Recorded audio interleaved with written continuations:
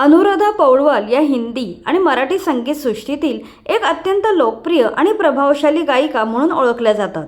1980 ते 90च्या दशकात आपल्या मधुर आणि भावपूर्ण आवाजाच्या जोरावर त्यांनी लाखो श्रोत्यांच्या मनात स्थान निर्माण केलं. त्यांच्या आवाजात एक वेगळीच भक्ती आणि भावना अनुभवायला मिळते. यशाच्या शिखरावर पोहोचलेल्या या गायिकेच्या आयुष्यात मात्र अनेक चढ-उतार आले. तरीही त्यांनी संगीताशी असलेलं नातं कधीही तुटू दिलं नाही आणि म्हणूनच त्यांचा जीवन प्रवास अधिक प्रेरणादायी ठरतो. आवाजाची दैवी देणगी लाभलेल्या या गायिकेचे वैयक्तिक आयुष्य दुःखाने व्यापलेलं आहे. पतीचा अकाली मृत्यू, मुलाचे स्वतःच्या डोळ्यादेखत निधन, याशिवाय सतत मदतीला तयार असणाऱ्या मित्राची हत्या, यामुळे त्यांचे जीवन म्हणजे मोठी शोकांतिकाच आहे. चला तर त्यांच्या या संघर्षपूर्ण जीवनाचा सविस्तर आढावा घेऊया. अनुराधा पौडवाल यांचा जन्म 27 ऑक्टोबर 1954 रोजी कारवार, कर्नाटक येथे झाला. त्यांचे मूळ नाव अलका नाडकर्णी होते. मोठेपणी त्या दिग्गज गायिका बनल्या असल्या तरीही त्यांनी बालपणी कधीही गाण्याचे रीतसर शिक्षण घेतलं नव्हतं. मात्र लहानपणापासूनच त्यांना गाण्याची प्रचंड आवड होती. त्या सतत गाणी गुणगुणत असत. कुठलेही गाणे ते ऐत्या क्षणी आत्मसात करत असत.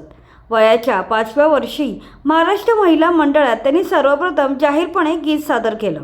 लता मंगेशकर आणि आशा भोसले यांच्यासारख्या गायिकांच्या गाण्यांचा सराव करून त्या हळूहळू गायला शिकल्या. अलका यांनी महाविद्यालयीन शिक्षण मुंबईतील सेंट झेवियर्स या महाविद्यालयात घेतले. शिक्षण चालू असतानाच 1972 साली वयाच्या फक्त 18व्या वर्षी त्यांचा संगीतकार अरुण पौडवाल यांच्याशी विवाह झाला. अलका नाडकर्णी या विवाहानंतर अनुराधा पौडवाल झाल्या. अरुण यांनी अनुराधा यांच्या गाण्याच्या आवडीला प्रोत्साहन दिलं. त्यांना सिनेमासाठी पार्श्वगायन करण्याची संधी उपलब्ध करून दिली. अनुराधा यांनी 1973 साली यशोदा या चित्रपटासाठी पार्श्वगायन करून गायिका म्हणून चित्रपटसृष्टीत पदार्पण केलं. या चित्रपटात त्यांनी गायलेली घुमला हृदय निनाद आणि माळते मी माळते ही गाणी लोकप्रिय झाली. यानंतर त्यांना हिंदीतही काम करण्याची संधी मिळाली. अभिमान या गाजलेल्या हिंदी चित्रपटातून त्यांनी हिंदीत पदार्पण केलं. यानंतर अल्पावधीतच अनेक सुमधुर गाणी गाऊन त्यांनी हिंदी आणि मराठी चित्रपटसृष्टीत पार्श्वगायिका म्हणून स्वतःची जागा निर्माण केली. चंद्र वाटेवरी एकटा, सजना कशाशी अबोला यांसारख्या सुमधुर गीतांनी अनुराधा पौडवाल हे नाव रसिकांच्या मनात कायमस्वरूपी कोरलं गेलं. हिंदीतही त्यांनी प्रचंड काम केले. यापैकी लक्ष्मीकांत प्यारेलाल या संगीतकार जोडीची अनुराधा पौडवाल यांनी गायलेली गाणी सर्वाधिक लोकप्रिय झाली. प्रतिभाशाली गायकांची गाणी ऐकूनच त्यांनी रियाज केला. स्वतःच्या मेहनतीने आणि जिद्दीने त्यांनी हिंदी चित्रपटसृष्टीमध्ये यशाचे शिखर गाठले. याच काळात त्यांनी एकाच दिवसात तब्बल 9 गाण्यांचे रेकॉर्डिंग करून विक्रम केला. अष्टविनायक, थोरली जाऊ, हेच माझे माहेर, जावयाची जात, अरे संसार संसार, चांदणी शिंपीत जा, कळत नकळत, सगळीकडे बोंबाबोंब, नवरा माझा नवसाचा अशा मराठी चित्रपटांमध्ये त्यांनी गायलेली गाणी खूप गाजली. मराठी आणि हिंदीबरोबरच त्यांनी नेपाळी, ओरिया, गुजराती, भोजपुरी व बंगाली या चित्रपटांसाठी पार्श्वगायन केलं. कमी कालावधीतच त्यांचे नाव एवढे गाजले की लता मंगेशकर, आशा भोसले यांच्यासमोर त्या तगड्या प्रतिस्पर्धी म्हणून उभ्या राहिल्या. लोक असेही म्हणतात की या काळात मंगेशकर बहिणी यांनी आपला प्रभाव वापरून अनुराधा पौडवाल यांना अनेक मोठ्या प्रोजेक्टमधून बाहेर काढलं होतं.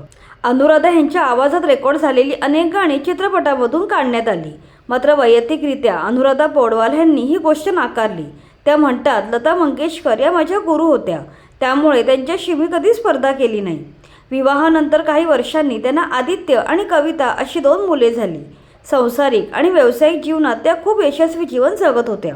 मात्र त्यांच्या प्रत्येक सुखाला दृष्टी लागली. त्यांचे पती अरुण पौडवाल यांचे 1 नोव्हेंबर 1991 साली अकाली निधन झाले. अरुण यांचे निधन हा अनुराधा यांच्यासाठी खूप मोठा धक्का होता. हा काळ त्यांच्या आयुष्यातील सर्वात कठीण काळ होता.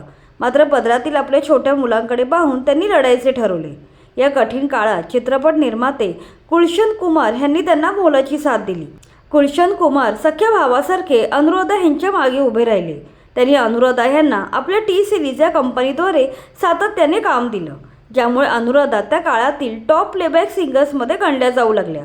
त्या काळात टी सिरीजच्या जवळपास प्रत्येक मोठ्या प्रोजेक्टमध्ये त्यांचा सहभाग असायचा.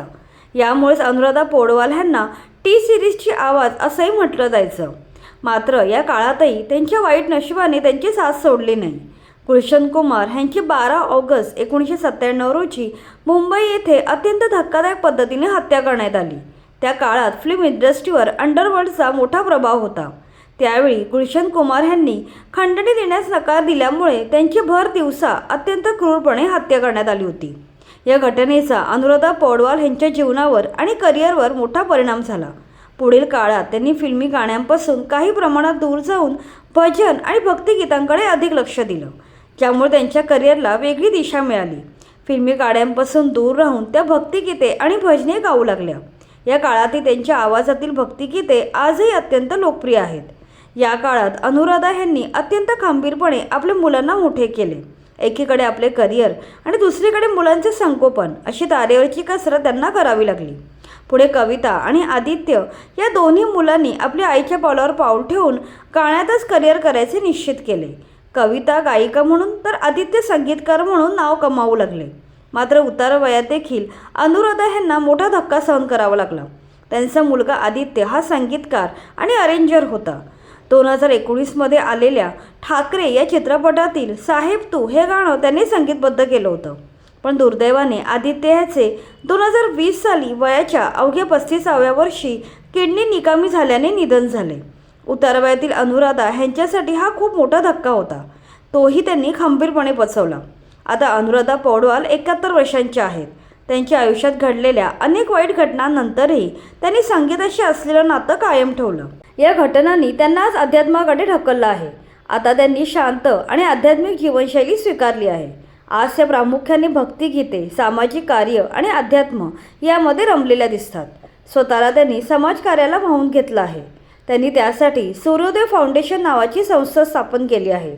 अरुण पौडवाल यांच्या अकाली निधनापासून ते मुलाच्या दुर्दैवी मृत्यूपर्यंत अनेक कठीण प्रसंग त्यांनी अनुभवले. प्रत्येक वळणावर त्यांनी स्वतःला नव्याने उभं केलं. म्हणूनच त्यांची कहाणी ही केवळ एका गायिकेची नाही, तर आयुष्यातल्या प्रत्येक संकटावर मात करून पुढे जाणाऱ्या एका लढाऊ स्त्रीची प्रेरणादायी गोष्ट आहे.